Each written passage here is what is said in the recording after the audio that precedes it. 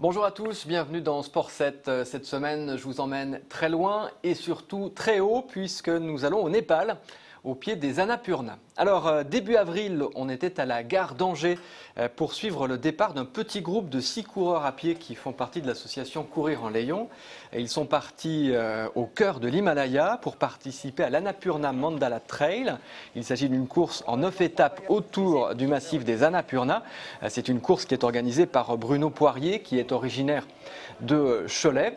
Alors, ces 6 coureurs de l'association Courir en Layons, ils sont partis, ils ont couru, ils sont allés jusqu'à plus de 5000 mètres d'altitude. On les voit là au col du Torong, à exactement 5416 mètres d'altitude. Ils sont revenus et 2 d'entre eux sont sur le plateau. Bonjour. Bonjour. Merci d'être parmi nous. Alors tout d'abord Franck Buron-Mousseau et Philippe Gaulon. On parle là des plus hauts sommets du monde. L'Annapurna, c'est à plus de 8000. Vous êtes allé courir par là-bas. Rien à voir avec les coteaux du Layon. Évidemment. Évidemment non. C'est sûr. Déjà pour situer, est-ce que vous êtes des spécialistes de ce type d'épreuve en altitude ou c'est pour vous une première ? C'était vraiment une première, hein. D'autant que en tant que coureur de plaine, on ne savait vraiment pas à quoi on s'exposait en partant faire une course qui côtoie quand même certains sommets. C'est un vrai grand plaisir que vous vous êtes offert dans votre carrière ? Oui, tout à fait. Oui, vraiment, oui. C'est vraiment la cerise sur le gâteau presque. Il y aura peut-être d'autres courses dans ce sens-là, mais sinon, par rapport à l'altitude, c'était effectivement notre première expérience de haute altitude, mais par rapport à la montagne, on avait déjà fait des courses dans les Alpes, le Tour du Mont Blanc, Cro-Magnon, différentes courses de montagne. Voilà, vous êtes quand même des coureurs aguerris. On va voir quelques images, mais je vous dois tout de suite remercier Yves-Marie Kemner, qui est un photographe de Nantes. Il a couru cette épreuve, il a fait des images et il a bien voulu nous en faire partager quelques-unes. Direction donc le massif de l'Annapurna. Donc c'est cette course à pied sur 9 jours. Moi, je voudrais déjà avoir votre premier ressenti. Quels adjectifs vous avez pour caractériser ce que vous avez vécu là-bas ? Magnifique déjà. Fabuleux, merveilleux, très fatigant, il faut le reconnaître, mais le plaisir total. Géant. Grand, géant. Géant comme le massif de l'Himalaya. On va donner quelques chiffres pour bien se représenter cette course. 295 km, 14 500 mètres de dénivelé, 9 jours de course au total. Là, on voit, c'est Yves-Marie Kemner qui a fait les images. Là, il avait dû prêter sa caméra à quelqu'un pour l'occasion. Techniquement, est-ce que les coureurs du Maine-et-Loire, justement, s'en sont bien sortis ? Il n'y avait pas franchement de compétition entre les différentes régions de France. D'ailleurs, il y avait des coureurs d'autres pays. Oui, vous étiez un peu plus d'une trentaine de coureurs au total. Voilà, tout à fait. Alors, on était 6 effectivement de l'association et du département. On était bien représentés et tout le monde s'en est bien sorti. Tout le monde a terminé la course. On ne savait pas vraiment si on allait y arriver. Et vraiment, on est tous contents de ce qu'on a fait. Oui. Malgré quelques petites blessures, effectivement, entorse, tendinite, on a réussi à terminer. Vos places respectives, messieurs ? Moi, je termine 12e. Et moi 16e. Bon, c'est pas mal. Mais il faut dire qu'il s'est beaucoup arrêté pour prendre des photos. Il a pris son temps, Philippe. Ça m'a valu quelques petites plaisanteries, parce qu'on a même été jusqu'à dire que je pouvais bénéficier d'heures de bonification dans la mesure où j'avais pris quelques centaines de photos. D'accord. On va voir une image qui est prise sur le parcours, bord d'une falaise. Est-ce que techniquement c'est difficile ce que vous avez fait ? C'est difficile, non. C'est raide, là. C'est bon, ça peut être un peu impressionnant, mais en faisant un minimum attention, on passe sans souci. Par contre, effectivement, il y a des moments où on se dit que on aimerait bien avoir une main courante pour éviter de glisser, mais enfin bon, ça... Effectivement, faut rester vigilant, comme en montagne, n'importe où en montagne, même dans les Alpes, dans les Pyrénées.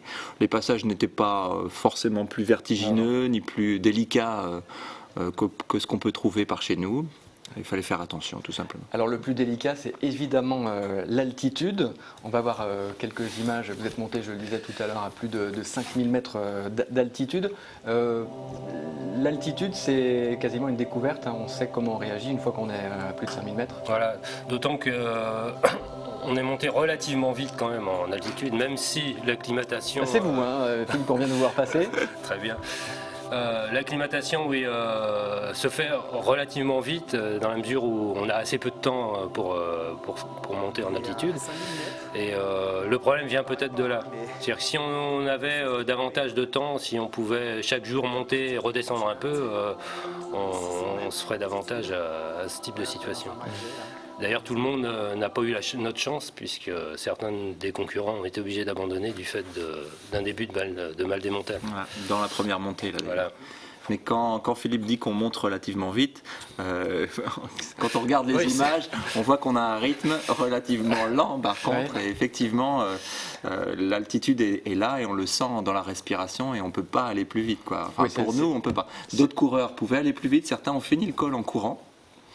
Les deux premiers se sont fait une petite course pour arriver premier en haut du col. C'est possible donc à 5000 mètres. Oui, il y en a qui peuvent. Les Sherpas sont bien habitués, les coureurs népalais sont plus habitués que nous, forcément. Enfin, cela dit, Franck, vous personnellement, vous avez le sentiment d'être plutôt pas mal passé?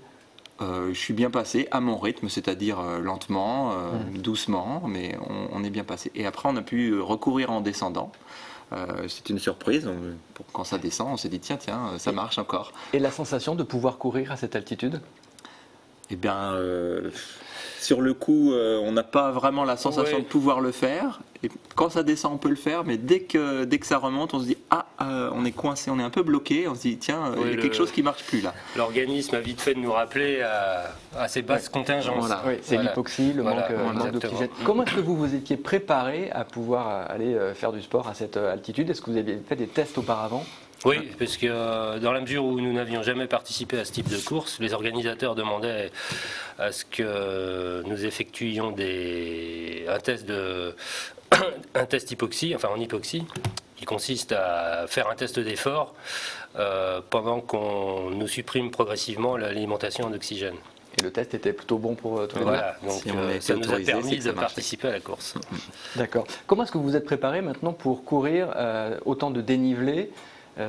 Parce qu'on est, je le rappelais, vous êtes des coteaux du Layon, c'est quand même pas bien raide par là-bas. On a fait plusieurs fois la même côte, répété plein de fois lors des entraînements. On s'est fait des week-ends dans des régions de la France un petit peu plus pentues. Voilà. Je crois que vous m'aviez raconté, quand on s'était vu à la gare, que vous aviez trouvé un terril. Un terril, oui, du côté de Châteaubriand à Maretz, je crois. J'espère que je n'écorche pas le nom de la commune. Et on l'a monté un certain nombre de fois à l'entraînement. Ça a été même parfois très dur un peu pour difficile, moi. Il a fallu se forcer. Mais c'est plutôt un bon entraînement. Voilà. Alors, là, on a parlé de l'altitude, les conditions météo. On va voir tout de suite quelques images, je crois, lors du premier jour. Là, on est tout de suite dans l'ambiance. Ah oui, départ de la course, la neige est là. Voilà. La neige est là. Et ce qui nous a empêché d'ailleurs de voir le panorama des Annapurna qui normalement nous entourait, mais le ciel était bouché, donc rien à faire.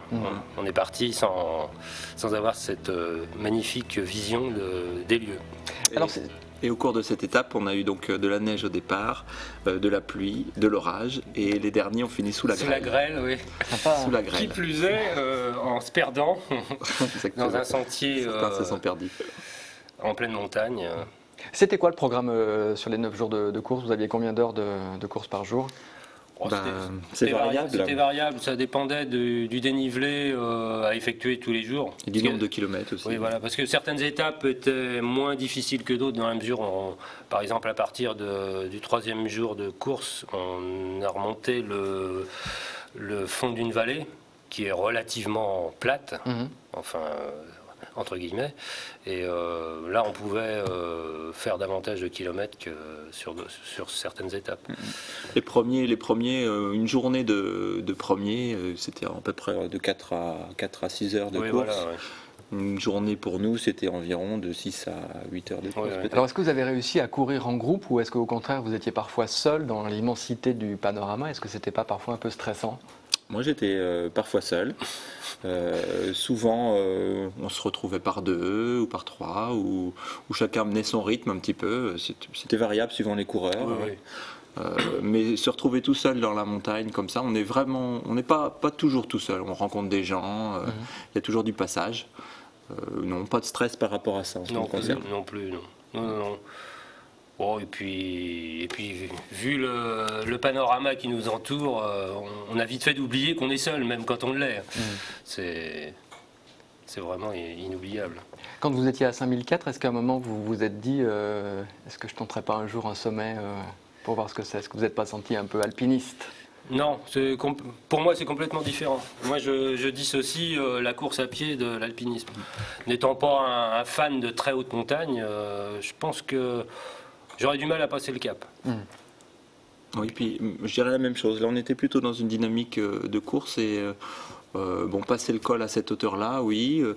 Si la course avait passé par un sommet accessible sans alpinisme, vraiment, sans crampons, piolets, etc., oui, pourquoi pas, mais c'est un autre cap, effectivement. C'est un autre cap. Ouais. Merci de nous avoir raconté votre aventure. Je donne tout de suite une date importante, c'est à la fin du mois de mai, du 21 au 24 mai, il y a la course de la Trans-Léon. Voilà. Que l'association organise. Très bien. Vous participez pas, pour le coup, c'est trop plat? Si on était très nombreux dans l'association, on pourrait peut-être y participer, mais chacun a un travail particulier à organiser. Bon, donc voilà les dates.